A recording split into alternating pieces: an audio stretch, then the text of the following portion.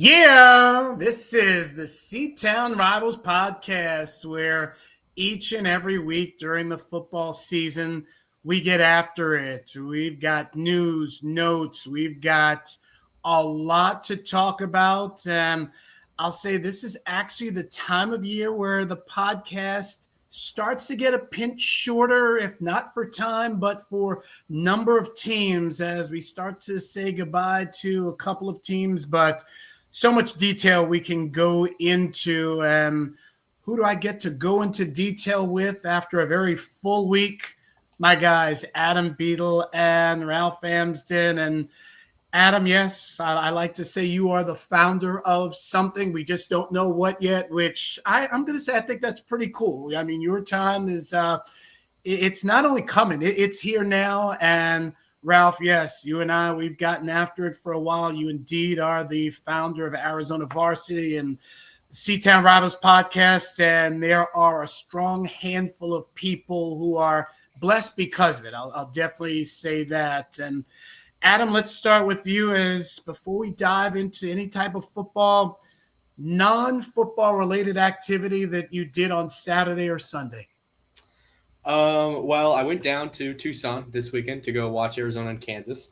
But after I got the opportunity to go hang out with some childhood friends that I know that go to school down there, some guys I've known for a very, very, very, very long time. I've been very blessed to have the same group of friends since about second grade. So it's super cool. And got to go down there and have some dinner and hang out with them. And one of my buddies just got elected the president of his frat. So we went over there and checked it out. And obviously, I'm just glad I don't live in a fraternity house. And but it was cool. It's cool to see him and catch up with my guys. And so, yeah, that's what I got to do. I like that. And how about you, Mr. Ralph? I've just been hanging on to, the end of the football season is here. Trying to get through it with my oldest. My middle son has switched to wrestling. And so they have a school that has an indoor courtyard. This was actually really cool. And so they have an indoor courtyard and a second story. So you can be in the mall area of the school, just overlooking it, kind of in the same way of like Chandler High, but it's just indoor. And so we got to, all the parents of the wrestlers got to go stand up on the second story while they put a wrestling mat down in the middle of mall.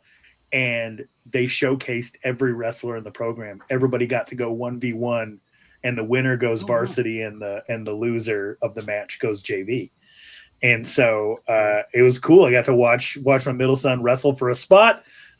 He had like 15 points 2 minutes into the match and then got pinned. So, shout out to Jet for he has no idea what he's doing, but he was you get points for getting up, and that's what he does. So it was fun to watch, and their first meet is coming up. And man, it was a hard sport to cover because it's, it basically like posting video. You can't really capture in words the excitement of a 1v1 wrestling. Jason Scott is really the only guy I know where he's a wrestling writer because he loves it. But it is up there with just one of the most fun high school sports because, man, you want to see a high school kid puke. Or you want to see somebody get a nosebleed, but really it's if you want to see somebody persevere. And the speed with which women's wrestling has grown is on par with flag football. So it was cool to see they had like 8 to 10 girls on a team of 45. And got to see a ton of matches, and it's fun. I'm going to get to be a wrestling parent, so I'm excited. You truly are a parent for multiple sports. I mean, I think that's very awesome. And just seeing your kids from legitimately crawling at one point, and now they're wrestling, they're doing their thing. No, that's good stuff. As for myself, kind of cool. My wife and I, we went to a birthday party for a friend at one point. They lived here in our subdivision, and we celebrated her 40th back in the day, and now they live way out there. I'm going to say that it's not even a subdivision. It's, and you know how I get kind of spooked out when I'm not in subdivision. So they've got coyotes and stuff crawling around their area, and we got to celebrate their 50th, and it was really a good time. So it was just kind of something to get away from sports for a few hours. But I mean, as we all know, especially this time of year, we're not too far away from some type of sporting activity, but sounds like we all got to really enjoy friends and family over this weekend, which honestly is what it's all about. You're not big on wild coyotes, Brett? I am not. I'm wondering if he just saw a fancy poodle walking around and just called it a coyote. Yeah, it's tough for me to not be within city limits. It really is, and as I've said, I'm more scared of four-legged creatures than two-legged creatures, because regardless of what they may have in their hands, a two-legged person, you can reason with them depending on the scenario. A four-legged animal, if they're not in a good mood, it's you got to do something crazy. You got to start walking around with jerky in your pocket.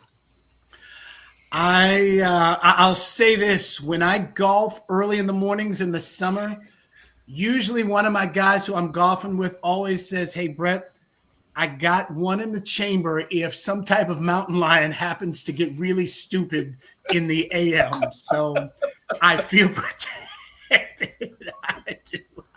I really do. So with that note, let's slide on to Chandler Prep. And Chandler Prep, they had a really good year. Matter of fact, guys, this was the longest year they ever had. They played 12 games this season.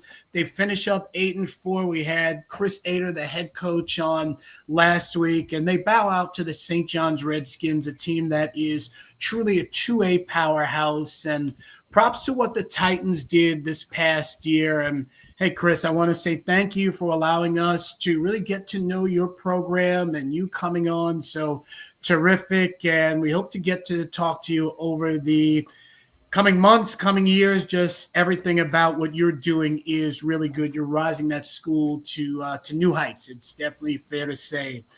As for the Seton Catholic Sentinels, a lot has gone on, and they were eliminated by Round Valley this past week by a final score of 41-14. The Elks take them down. Props to all the young men who really put forth a good season, whether it's Patrick Conley, RJ Fogarty, and we talk a lot about the sophomore Corey Edwards. But, Ralph, we have now seen another Seton Catholic head coach. He bows out. In this case, his contract was not renewed. Pete Walheim. He's a guy who's been around the block a few times, but in the end, his time is up, and the Sentinels are on the hunt for a new head coach. This is a team that I really, not even team, a school, I really want to say thank you for really the last couple of years really taking to this podcast, really absorbing and picking up what we're putting down, and that is to really promote the schools of the city of Chandler. And you guys have really embraced us. I mean, Leonard the dog, the official dog of the Seton Rivals podcast. It's awesome. So I'll say, just for all the coaches out there, whether it's Karen Self, whether it's the athletic director, Jim Shoebridge, soccer, Bill Baker, just outstanding stuff. Paulo Hutchison doing what you do. It's amazing. And Ralph, as we've always said, the podcast is better when smaller schools are involved. In this case, they're very involved. Yeah, and a thank you. That was a mouthful. It was. A thank you to Pete Walheim for what you brought to that program, made them playoff level. I think that lost in this season, you go 4-7. But we've dealt with this before. We had a few Basha seasons where they went 3-8, and we're a playoff team, and we were trying to pick out little nuggets of sunshine to talk about how the future was bright or the things that they can be proud of. With Seton Catholic, it's very easy. They had second most difficult schedule in all of 3A. RJ Fogarty was a star. Corey Edwards really helped get that rushing game going. They, the passing game kind of found its way toward the end of the season. They took on everybody, and, it's time for a new chapter. And, there's some interesting options available to them. And it'll be. I'm really, really curious as to what they are looking for, what they want the identity of this team to be as it moves forward in the 3A, right in the heart of Chandler, with some of the best available athletes. You got to convince them that it's in their best interest to pay tuition to go to a really, really good school, and not go to one of the many very good public options that are right down the road. So, it's a tall task. I have confidence that they'll figure it out, but we were definitely spoiled with the Rex Bowser years. And they had somebody with NFL experience. They had somebody with Arizona high school championship experience. They had somebody who coached at the highest level in Highland for a very long time. It'll be really interesting to see where they go next. Absolutely. And Adam, yes, I think we kind of both thought that at the end of the year, the record wouldn't be necessarily 4-7 with them dropping down to 3A. But as Ralph said, they had some stars. They had some really good guys. But yeah, the more I think about it, this schedule, the conference that they were, or the region that they were in, that was very, very difficult for them to overcome. Yeah, absolutely. And there's not really a much more to it than that. Just having to go against the teams they had to go up against, and obviously some of the injury issues they had to deal with early in the season. I think some of those things got better as the year went on. Obviously, the biggest storyline heading into this year was how young their offensive line was going to be. And, we saw them struggle a bit early, and it felt like they kind of got some rhythm, finally formed some continuity. But, I mean, you face up against a really physical Round Valley team in the playoffs that's hungry, and are in a position where they could really make a case to win the 3A championship if they perform at the highest level. So I think credit to Round Valley in this game and the job they've done. And I think for Seton Catholic is just looking at how we can continue to grow. And I absolutely agree with Ralph. I think Seton is in a unique position where they could really make a heck of a splash with a hire and bring someone in when you're in a really, really nice part of Chandler. It's a good opportunity. You're going to have a strong community around you. I would love to see them go and get a coordinator at the higher level that is ready to take on a head coaching role to really lead the Seton Catholic team. Anybody brave enough to say any names?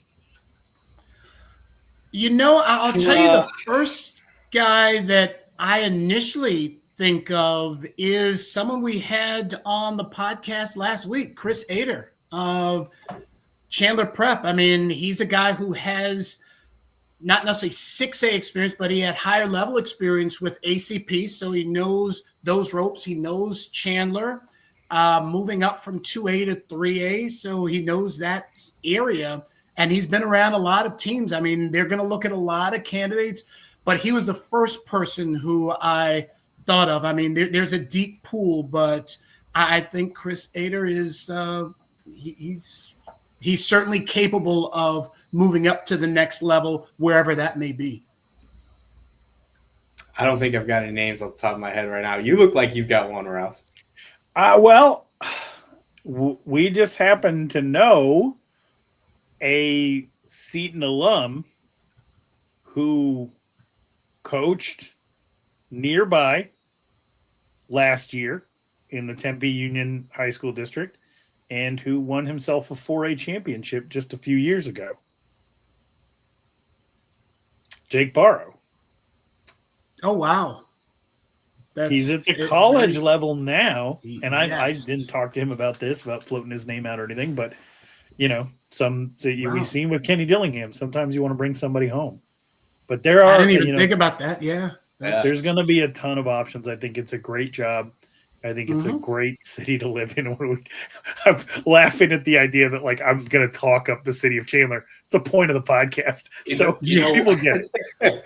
You know what? I will throw one out there. I think this guy is someone who has maybe struggled in some of his recent head coaching spots and is now doing a fabulous job coaching an offense in the Santan Valley.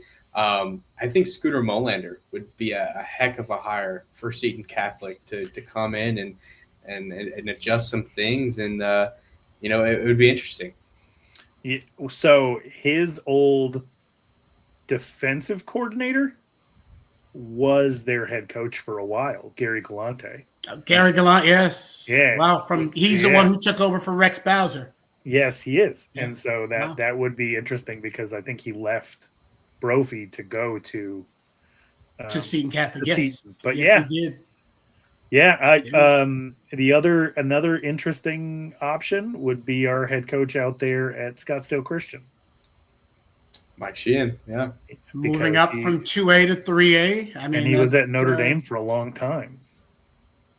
There's some good candidates. I mean, I like what they're doing. They've got the new gym coming, not this year, but next year. I mean, they're putting forth some good facilities. What's Rick Garrettson up to? Come on, Rick. Let's go. Let's go. Oh my God! Wow, that's scheduled Chandler. But it's wow. It's they've got some good options. I mean, it's a good name, it's a good brand, and I think whomever the direction they go in certainly has the capability of elevating it. So we'll say go Sentinels. We are with you guys 100% of the way. The Valley Christian Trojans, they continue to roll, eliminating the Sabino Sabercats 47-18. Ralph, I'll stick with you on this one. Running clock dropped early. Jake Peterson's team now 10-1 on the year. This is a team that's rolling pretty good, and what's not to like about what the Trojans are really doing? They look as good as anybody else. Yeah, this was not as close as I thought it'd be. I'm curious. What were you guys surprised by this result? I don't know that I was necessarily surprised. I think I knew going in that Valley Christian was going to win by more than they did this last time, and I guess maybe I just didn't expect it to be that amount. But I think based on the way Valley Christian has been playing, they've really leveled up. Would you say the team speed is kind of a difference, Adam? I think it's more of just the fact that they are, I think you look at the Sabino game in particular, are just a much more well-rounded team than team. Like, really, that's just the way to put it, is they are a much better team than they were week one. You got to think you got a new quarterback in the backfield who, Jake Peterson told me at the beginning of the year, maybe isn't the guy that can throw it the best, but he's absolutely the most athletic quarterback on that roster. And I think that has been apparent as the season's gone on, seeing what he can do through the air and on the ground. And it really feels like he is getting in a groove when it comes to, throwing in the pocket and going through his progressions. And I just think this is a better team, and I think they're just more well-rounded. Every single year they're always going to be very well coached. And I think that just all these pieces of this puzzle that we've really been talking about all year for Valley Christian is, we've seen them, do so many different things in different games, and they'd yet to really flow it all together. And then the final 3 games of the year, we really saw them click and put it all together. And I think that's just what we're seeing now, is we're seeing a very complete, well-rounded, fast, physical Valley Christian football team. Hopefully they got 3 more in them. We'll talk about their next opponent later in the podcast, but I mean, they're playing really well, Ralph. 40 in the first half. Everything that Sabino accomplished was in the fourth quarter with their starters in. This was with a running clock. Yeah. I said that I thought that there was a bigger distance in 3A between 1 and 2 than there was 2 and 15. And I hope nobody heard me. I'm embarrassed. Like, at this point, Caleb Goodman with another 100-yard rushing game. I think he's 1,200 rushing yards for the season, over 1,300 total yards, 16 touchdowns. Austin Shooter has like 12 or 13 touchdowns combined in the last 2 weeks. They look like an absolute force. This is exciting. And the offensive line is just getting stronger and stronger. Yes. Caleb Goodman was the surprise player in that first week against Sabino with 163 yards on 13 carries. We got 100 on 9. this time around. He's averaging 7 on the season, and this is a dude who's, I think he's out there running around 150 pounds. And so, yeah, team speed, offense, the defense has it working. This is really cool to see going into the next round.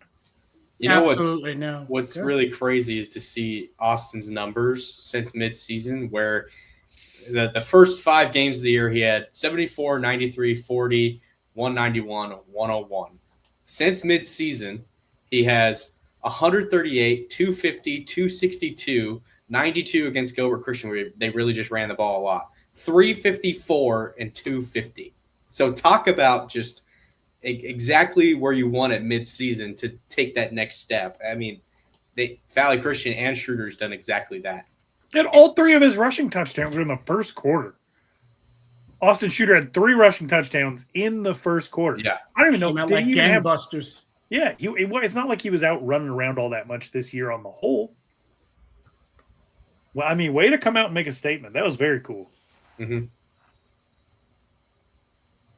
It is definitely good stuff. And indeed, we'll talk about the Trojans in a bit. And the ACP Knights, they had the week off, and they'll begin their playoff journey against the Falcons of Cactus Shadows at home this Friday. Adam, will be the first time these 2 teams ever meet on the gridiron.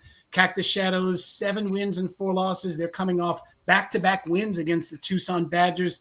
I would say they are, when I say they, I'm talking about the Knights. Absolutely. I think ACP is, this is a much needed week of rest for ACP, just to kind of regroup and get your guys reacclimated after a tough stretch at the end of the year, probably the hardest end of season stretch in 5A.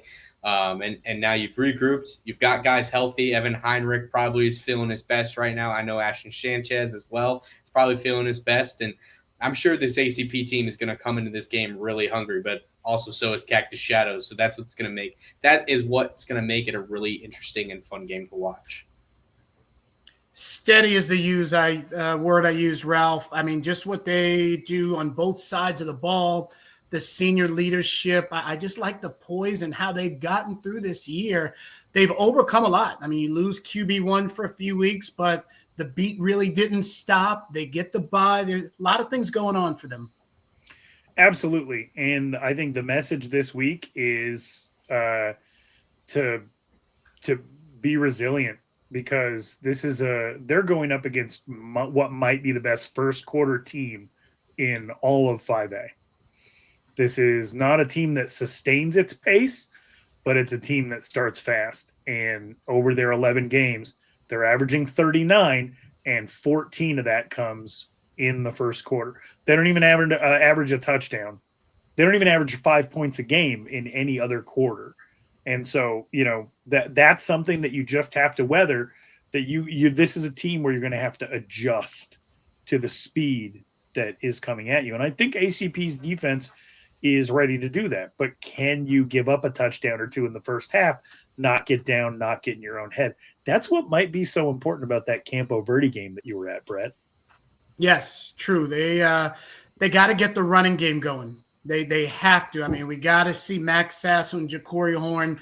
It's not so much about chewing up clock, but it is about just staying in control of the game and not falling down 7-0, 10-0, whatever it may be. So, yeah, the running game will avoid them kind of having to weather a storm, because you do not want a first quarter storm in the playoffs. You definitely want to be on top of things. And I think that Campo Verde game, like you said, it was a good test, and having that bye week, Derek Zellner and crew could work on a couple of things and figure out, hey, okay, this is what we need. That's why it was so important with those boys going up there to watch Cactus Shadows in person this past Friday night and seeing what they can do and what they need to tweak. So it'll be a test, and that's what 5A is. It is a true test, and if they want to be a champion, if they want to get back to where they got to last year, they got to win these games. Obviously, that's an obvious statement, but at the same time, yeah, it's a nice first round test. So we'll see what they can come up with. But I like them coming off that bye. And a cool opportunity for Evan Heinrich, because he has had a great high school football career, and he's got places like this podcast that talk about what he's accomplished on a week-to-week basis, but this is when the attention of the state is on you. Yeah, you played in a state championship game, but the hype going into the season was on Donovan Dixon and Cactus Shadows, and Dixon delivered. He really did. He is a special, right, once in a generation player if you're talking about, Cactus Shadows football. They had Taylor Lewan there for a minute before he went over to finish his career at Chaparral, but it's not often you get a player like this come through, and all eyes are going to be on this game because they want to know, can Donovan Dixon be special? Well, I think if you're watching this game, what you're going to find out, you got a pretty special defensive squad on the other side as well, and a darn good quarterback for Arizona College Prep. And if he handles this game the right way, then part of Donovan Dixon's legacy is going to be, where it all ended. And that's his part. I'm all for that. Yeah, no, you're right. Heinrich needs to be a game manager in this one as well. And this is why this is so exciting for the playoffs. We're starting to get into mid-November, teams being eliminated, teams getting buys, all of that fun stuff. And folks, don't forget, in 2 weeks, we'll be back at Podworks Studios. We'll always have that new look. We'll get to chop it up in person as Adam and I do. We tend to high-five each other in person, so that'll be in a couple weeks. But in the meantime, yes, while we're here in our respective cribs, we're excited about the Casteel Colts. They are in the open, and that is so cool to say. They get the number 12 seed. Yes, they're coming off a loss, but Ralph, for them to be in the open under Joe Bushman's first year, the one thing that I wanted him to do back in the spring when he got hired is move the needle, and I feel he has moved the needle because we're talking about them for no less than 2 games for the rest of this podcast. Yeah, I mean, the season didn't end the way that you wanted to end, but it's collective, right? So on the collective whole, you go 6-4, which is probably better than we thought that they would do in the regular season. I think we thought that they were really fighting for 500. You're 3-2 in your final 5, and you shut out a Queen Creek team that turns around and beats Red Mountain. And so, how good is Casteel and how good is ALA Queen Creek? Like, these 2 teams that are coming on at the end of the season, and that's why you play the full 10 games, right? Good coaches find a way to figure it out over time. And I think that's what Joe Bushman was able to do. And at this point, I mean, that win over Mesa is having that in your pocket. I think that's the thing that really helped put you over the top and get you into this situation. Now, Brophy is probably the most talented team outside of Hamilton. It's certainly the most senior talented team. Yeah, that's fair. So congratulations. This is what you earned. But your season's not going to end. I do love, the more I think about it, the idea that a certain number of teams earn the right to play at least 12 games. And for Casteel to be one of those teams is something that they should be very, very proud of, because I, for one, did not see this coming. Absolutely. And Adam T. Smith, a lot is on his shoulders. He broke off for 115 on the ground. He put the ball up 42 times. There's a lot going on in a good way with this Casteel team. We were very excited about the ALA Queen Creek matchup. And I mean, the Patriots started off 0-5, and Casteel ran into a buzzsaw because the Patriots are now 5-5. Just talk to me about what's going on over there in Queen Creek and how you see kind of, I'm even going to say both teams kind of moving forward into the postseason. You're talking about ALA Queen Creek? ALA Queen Creek and then get into Casteel. Yeah, no. Well, I agree with Ralph. I just think that, I think Casteel is really good and it's been playing really well. And I think that I was talking with Cam Cox about this last night. Like, I just think ALA Queen Creek is that much better than Casteel, which is crazy to think that that's the situation we're in. But looking at Casteel, I think looking at the game in particular against ALA Queen Creek, you mentioned T. Smith throwing the ball 42 times and rushing for 15. I just think for Casteel, if they want to make a long run in the playoffs, they're not going to be able to rely on Smith to have that kind of output every single game. They're going to need to find ways to get other runners the ball, and maybe T. Smith throwing less passes if he is running the ball more. Just I think it's going to get to a point where that kind of production isn't going to be able to sustain itself. I think their defense has been playing great. Granted, ALA Queen Creek is a really great offensive team. I think Khalil Bender is one of the most underrated wide receivers in the 2026 class. And I'm like Britt DeWitt is a phenomenal quarterback. But I think that with that being said, I still think that this Casteel defense is very well-rounded. We've talked about Brody Smith and how much he has really turned on since T. Smith has come back for Casteel on both sides of the ball. And I hate to bring up these kinds of scenarios, but I can't help but think about, I first of all, I think this is the game I'm going to go out to on Friday. I think Brophy and Casteel has a chance to be a really intriguing matchup. And I say that because there have been some cases in the last couple of years where we have kind of heard teams that have may or may not intentionally dodged other teams or intentionally threw games to not make the open division. I think there's a case in this game. Let's face it, the winner's got to play Hamilton, right? Yep. You look at a team like Brophy, obviously Hamilton, right? The uncertainty about Jack Scully, you don't really know what's going on there. But this is a Brophy team that got. I think the winner plays Chandler, actually. That is it? Winner plays Chandler because that's okay. Yeah. Mm-hmm. Well, I think still this applies. Same, right? Same applies. Yep.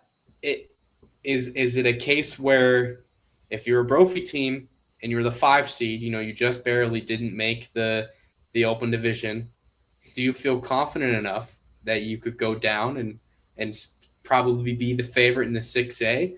Or if Casteel, you really put up a fight, try to continue making the open, or do you, try yourself to drop back in the 6A, knowing how well you played throughout the latter end of the year and trying to win it? And I know Ralph's shaking his head, but I'm just thinking about it. I can't stop thinking about it. This is why we talk about this. This is the one game where I think that you want to win. And here's why. Jason Jewell, one of us, is a humble media member doing his job, gets named head coach of Brophy. And the Brophy is a school with championship pedigree. Mm-hmm. Their last one might have been in like 2007, but they've been there. Mm-hmm. And because they've been there, that's the expectation year over year. It's definitely the expectation in any school where you also have a personal investment, literal monetary personal investment in the success of your kids. You want them to play on the biggest stages, and Brophy's performance in the playoffs under Jason Jewell hasn't been what that Brophy community wants it to be. I think Jason Jewell's a very good coach. I think he's done as much as anybody could have done in his circumstances. I want to be super clear about that. But Brophy wants to play where the lights are the brightest. Now, they don't want to go there and get their doors blown off by any stretch of the imagination. But I think that there's going to be a legitimate level of pride there for Jewell, for the team, to be able to get to that stage, because I think that's what really matters, is whether you get to that. That's the real open, right? The real open is if you got to where everybody had that earned a bye is there waiting for you. Mm-hmm. And to me, making that is better than playing for a 6A title. It's less football, but it is extremely prestigious, and it gives you the opportunity to do something really special. Casteel, hell, like they're a winner either way, but imagine beating Brophy in year one. Like it's right there for you. Gunnar Choi helped get you there. Hand it off to T. Smith. Brady Casper has been killing people on the, on the O-line, getting to the quarterback. You got all these players who busted their ass in this, what was supposed to be a down year, and now you can keep the party going. I think this is the one game where both teams are going to line up and going to give it their all. I believe it. I know, Jason, you look at the situation Casteel's in right now, to be able to say that you beat Brophy would be so huge. This is the one where I expect everybody to be going all out. There is that safety net there where, a loss isn't really a loss, but I think they'll think about that once the final whistle blows. No, that's fair. That's very fair. And just sticking with the ALA Queen Creek scenario, that's the game I'll be doing the play-by-play for. ALA Queen Creek against Red Mountain. I've actually never been to Red Mountain for football purposes. Oh, cool. So I am certainly looking forward to getting out there. It's a non-CUSD Chandler scenario, so I am definitely just all in on trying to do the best I can. And I haven't seen ALA Queen Creek since week 1, and obviously we know they are a totally different team now. So it'll be a fun time. It definitely will be a fun time. Are you gonna be okay with Red Mountain's mascot? The Mountain Lions? Yeah. Yeah, as long as I'm in a booth or right in front of the booth, I'm good. That's there's a lot of mountains out there, so no, I'm not going to do any walking. I will be. I'd like to be safe and secure, so no, it'll be certainly a good time. And yeah, we definitely are getting into the playoffs where we're talking about quality teams all the way around, and it is just flat out terrific. Next team on the docket, the Perry Pumas. They end their regular season at 5-5. They got beat up by the Basha Bears pretty good, 52-3. Plain and simple, they didn't have much going on that Thursday night. And Adam, this is a game where if you're Perry, you just have to put this game behind you and focus on Westwood, a team that they beat earlier this season. And that was, I'm going to say, Cale Snyder's big day, a very big day for Snyder. We want to see him repeat. I mean, I think you said it best. I think that the best way for Perry to get over this loss to Basha is just put it in the past. I was at this game last Thursday, and to be honest, they're just, I think there were some positive moments for Perry offensively, but on the defensive side of the ball, I mean, they were getting beat by Basha. Like, that's really the simple way to put it. And so I think the best way for Perry to come out and be competitive is to just put the Basha game behind them, come out and do the similar thing you did the last time you played Westwood. I think Cale Snyder's in for another big game. So yeah, I think the simply put is you just got to put what's in the past, realize that you're 0-0 now in the playoffs, and go try to go really far in this thing. Ralph, Perry has won a playoff game each of the last 2 seasons. This is one that they need to grab just to keep that momentum moving, and they want to go as deep as they can in the open. And I mean, when they play well, they are capable of not only competing, but winning solid games. The realistic goal for Perry going into the season was always a 6A championship. And I think that it's very important because here's the reality of the situation. You have Casteel at Brophy. Perry played Brophy earlier this year. They lost. If Casteel beats Brophy, you're number 5. True. The goal with the Ortiz hire was to challenge for number 1. You were never, in my opinion, a threat of being number 5 in the CUSD. And so, that is the reality of the situation we are in. I think they match up very well with Westwood for very obvious reasons. Mm-hmm. And I am rooting for them to have a very, very long playoff run. But Perry wants to win. We know that student body. We know that administration. We know the taste of it that they've gotten in multiple other sports at this point. We used to say on this podcast, we used to tease them for pre-buying those banners. But now they're filling those banners up. They're coming off 4 straight big school basketball championships, and there's people out there that say you can't do both. You can't be excellent in both. Well, that's not something that school wants to hear at all. And they got talent there. They got Division I talent. They got talented coaching staff. I'm a believer in Ortiz. I think he's fantastic. And, I want to see him do well. But the truth of the situation is you don't want to be out here slipping behind Casteel. And I don't have a dog in that fight. That's fine with me if Casteel's becomes the best team in Chandler Unified School District. That's cool. But you don't, if you're Perry, that's who you measure yourself against. It's who we measure you against on this podcast. Yes. And you don't want to be going down. So 2 years in a row with a playoff win, let's make it 3, and then we'll worry about where the chips fall next week. Absolutely. And another team that is obviously in the playoffs and they've got to bye, the Basha Bears. Ralph, they have scored in 8 straight quarters. They're putting points on the board, which is great. Never a doubt that they could do that, but we see Jaden Baldwin, 8 catches, 103 yards and a score. A name we haven't mentioned, Barry Adams, 2 receptions, 111 yards and a score. Joshua Gaines breaking that century mark again. It's really good to see Basha not really missing a beat. Of course, you want to have Brody Veers under there, but Jake Rogers is certainly doing his thing.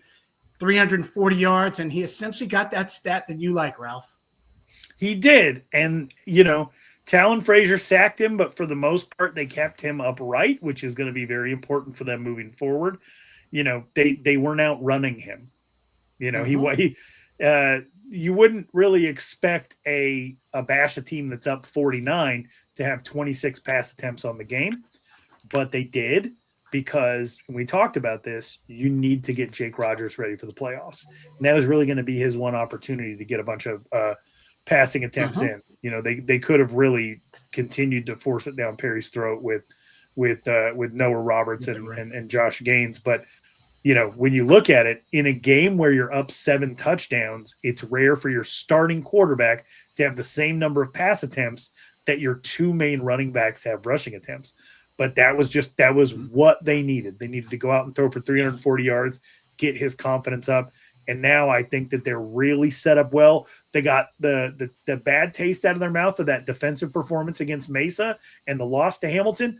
They washed that out by holding Perry to a field goal.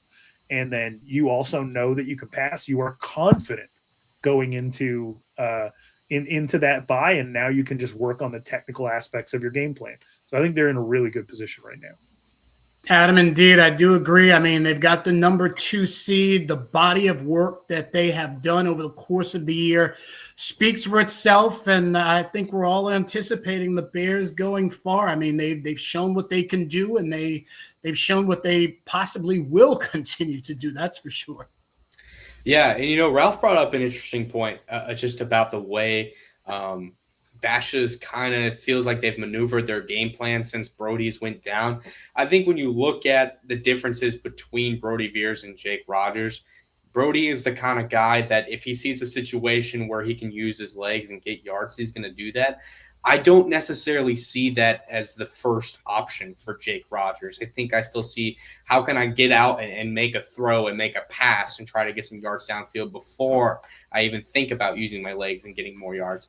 And I think just with the talent that Basha has on this offense, specifically in the running back room, what they can accomplish with Rogers in the backfield will kind of fit the style for the way they can kind of go and win games the rest of the year. And I say that because they're beating up a little bit on the offensive line. They've got guys standing up. They're going to have to go to the run a lot more than maybe they did, say, for Orange Lutheran or for some of those games earlier in the season where we really saw, Brody kind of make those decisions in the backfield on whether or not it was going to be running or pass. You're going to have to choose between, okay, do we pass or do we run? And there's, not really a middle ground there. And I think Basha's going to find a lot of success in the playoffs in doing that. I think we're going to see Noah Roberts finally turn on. I think that was a big thing we saw against Mesa. And I think another thing we saw against Perry, although it wasn't, huge monstrous runs against Perry,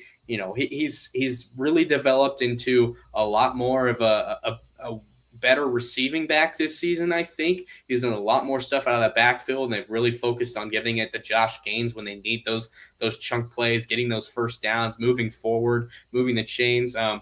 And so I think just the way this offense is constructed and the way Coach Mack has called it this season, it really fits to the kind of quarterback that Jake Rodgers is. And I think there are a lot of great things you can point out about Jake Rodgers' game in the 2 games he started for Basha. And I think having that confidence of we just beat the crap out of our rivals going into the playoffs and getting a first-round bye in the Open Division is going to be really good for him and for this Basha team. That first round bye, I think, is big. I mean, this time of year, just resting the bumps and bruises and having that extra handful of days to game plan against what will be obviously a quality opponent. Just in general, yes, I think it's a consensus. We all agree that the Basha Bears are in a really nice position. Before we jump back to the big boys, want to just talk about Valley Christian and Gilbert Christian. And Adam, yes, this is a rematch from earlier this season. Valley Christian won that game 27-20, and I think they check off all the boxes for another victory. Yeah, I think so too, and I think they're going to do it by a lot more points than they did last time around. I think just because I think we're kind of seeing a Gilbert Christian team that's looking a little bit more beat up and just they've been playing so much as the year, tired, really. And we're seeing a Valley Christian team right now that just seems like they have all the energy and all the momentum on their sides. So 27-20 last time. Let's go Valley Christian. I think Valley's going to get the win 35-20. Okay, you and I are very similar. I kind of had like a 35-17 in my head, but yes, we do feel that VC probably scores more points this time around. So yeah, Ralph, your thoughts on the 3-off playoff matchup? You told me a while back this had to do with like baseball teams that are on streaks, but you ride the hot hand and the cold hand. You got a team that's lost 3 games in a row, keep betting on them to lose. You got a team that's won 3 games in a row, keep betting on them to win. Valley Christian's on fire right now, so I'm right there with you. I'll split the baby on this one. Let's go.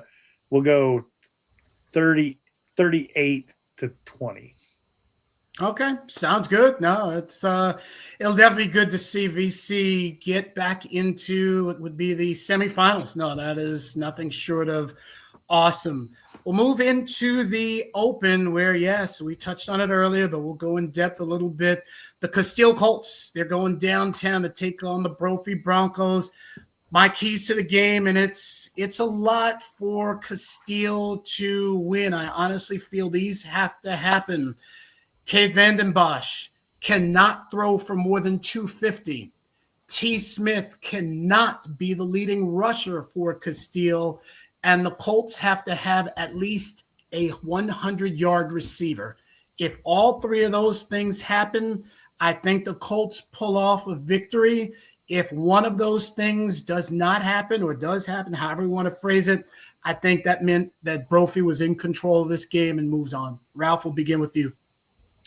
I think you're right. Vanden Bosch likes to use his legs. He is their leading rusher on the season. Casteel is familiar with how that goes, as T. Smith has been out there running around as well. The game against Williams Field last week, Vanden Bosch had 128 yards rushing. He's only gone over 100 yards twice, but you'll notice in these bigger games, he uses his legs quite a bit. If I'm Casteel, I go back and I look at that Red Mountain film where they were able to hold him. I know Red Mountain lost that game, but they were able to hold him to 3 yards a carry. And so, whatever it was they were doing defensively, if you can steal a little bit from that, you gotta make him feel it when he leaves the pocket. You really got to make him feel it, because that's going to turn into some errant throws later in the game. He's also somebody who will fumble from time to time. So, he is in all 3 of in all 3 games where Case Vanden Bosch has fumbled this year, they have lost. So if you can try to generate some type of turnover, that's probably your best bet. However, this is a really, really good Brophy team. So I'm gonna say 24-16 Brophy, but Casteel has defied my expectations all year long. So you can flip that, and I would not be surprised. Adam, you mentioned you might be kicking downtown. What do you expect to see, my man? You know, I think a couple of people were surprised by the 56 points that Brophy put up last week, but I think really you look at some of these matchups this year, and they have been putting up points. You put 44 up against Regis Jesuit, 45 up against Perry, 43 Shadow Ridge, 41 against Saguaro the week before, and then obviously the 56 and even 38 against Tigley. So I think when this offense is clicking, they're really clicking, especially when Case Vanden Bosch is moving the football both through the air and on the ground. I think the big key is if Casteel does find a way to shut down Case Vanden Bosch, how much of a big game can Devin Fitzgerald have? I think that would be huge for Brophy. On the contrary, this is a Brophy defense that has struggled at times this season, has let teams score a lot of points. Hamilton scored 70. Basha scored 42. Higley scored 41. So because there's such a high-powered Casteel offense that we've seen, I feel like the last couple of weeks, they put up a lot of points. He's really had a monstrous performance. T. Smith has done a lot of really good things. I think this is going to be a very high-scoring game, but not a whole lot of defense. I really do. Wow. Okay. And I think Joe Bushman's going to shock the world. Ooh. I'm going to go awesome. Casteel 49-42 over the Brophy Broncos. Joe and Jason, two amazing coaches. We got mad respect for both of them, but one of them will continue in the Open and one of them will drop down to 6A. So, yeah, that's going to be a terrific matchup. We look forward to seeing it, talking about it, all of that fun stuff. And, folks, you didn't think we were going to not talk about Hamilton Chandler, did you? Yeah, there's a lot going on in that game. I'll say I was hoping you'd forget. I was the only person with Arizona varsity to predict Chandler would be within 2 touchdowns. I will say I was surprised from multiple facets. So Friday night, I'm doing the 1A semifinal game with Hayden, and Mogion had the big lead at halftime. I'm checking tweets. Chandler was up big. So on my drive home, I'm like, oh, all right, how would a Chandler victory just really kind of shake up the rankings? I get on the phone with Cody Cameron, and we start talking about this game. And he's like, yeah, Hamilton's up 48-41. I'm like, what? I had zero clue to how so much of it went down. And in the end, Ralph, yes, it is South Arizona Avenue that wins over North Arizona Avenue. An amazing game, amazing comeback. These two teams have so much history, and it is just another big part of what is a famed rivalry, my man. Yeah, I mean, this might have been one of the better chapters. I didn't publish it this year, thanks to rivals firing us and burying all of our content. I'll find it though. I usually year to year I publish the history of the Chandler Hamilton rivalry, and if they get to the championship game, I'll post it and make sure to include what happened in this game because this is one of the better games between the two of them, certainly since the 2020 Open State Championship. Just no quit in Hamilton whatsoever. And I will say that when I got on here and said go out there and get as many penalties as you want, I meant like 10. I could live with 10. 17 is too many. 2 delay of games with 3 timeouts in your pocket on 4th and 10 at the end of the game is pretty inexcusable. There was one part, and I think I might have texted you guys, Chandler football at its finest. Chandler had scored, I believe, on a 96-yard interception return for a touchdown to make it like 34-13 or something like that. And gotten 2 penalties and then had to kick off from the 13-yard line and then got a 15-yard penalty on the kickoff. So they got 3 penalties for 45 yards within the span of 10 game seconds. And, that's nuts. And essentially gave up a free touchdown to to Hamilton, which, made it 34-20 and really put Hamilton in a position to stay alive. And so, yeah, like those mistakes when they're within the context of like, oh, you're blocking hard, so you got called for a block in the back or holding. That's one thing. When it's couldn't handle the moment type stuff, that's something you got to correct. And what became really interesting was the conversation we had that night when I did the Arizona varsity post-game spaces, the amount of people based on the way that Hamilton came back in that game who were saying that they believed that shut the door on Chandler completely. And that's what's really interesting to me, is that people weren't looking at that 34-13 Chandler lead as something that they showed that they're capable of in the future, but that in the collapse they showed that they couldn't hang. So the perception of the state at large right now is that Chandler is not on the level with the rest of these teams. And for that to be the message that comes out of a game that you were leading 3 touchdowns deep into the second half is very disappointing. And it's the only thing that can happen from this point on to correct it is Chandler gets its composure, goes out there and figures out a way to make people remember that they can hang. But that was the most interesting thing to me, is that the takeaway was really that Chandler's not on Hamilton's level, which is crazy to think in a game where Hamilton didn't have the lead until 2 minutes and 30 seconds left in the game. Very crazy. Adam, your thoughts? I mean, your alma mater is they're strong. They are very strong. They're banged up a little bit, but they've got very much capable pieces. Yeah. This is it's a good unit. I mean, I really don't think you could make up anything that happened in that game on Friday. And I think it even starts with the 2 touchdown lead that Chandler had to begin the game. I mean, you look at the week before and how flat they came out against Pinnacle. And Hamilton has come out flat at times this season, right? There's times where they've been down in the first quarter and then really got things going.